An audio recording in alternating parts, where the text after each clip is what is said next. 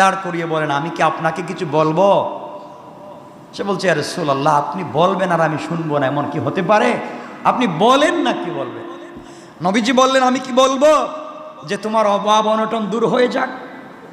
আমি কি বলবো তোমার দুর্দশা দূর হয়ে যাক? আমি কি বলবো তোমার টেনশন দূর হয়ে যাক?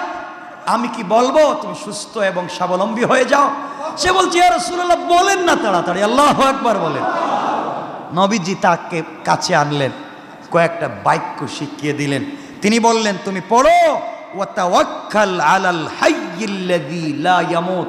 মনে রাখবেন, ওয়া তাওয়াক্কাল আলাল হাইয়্যিল্লাযী লা ইয়ামুত, এটা আর এই আয়াত আলহামদুলিল্লাহিল্লাযী লাম ইয়াত্তাখিজ ওয়ালাদা, এই দুটা শব্দ তুমি বেশি বেশি বেশি বেশি করে পড়তে থাকো।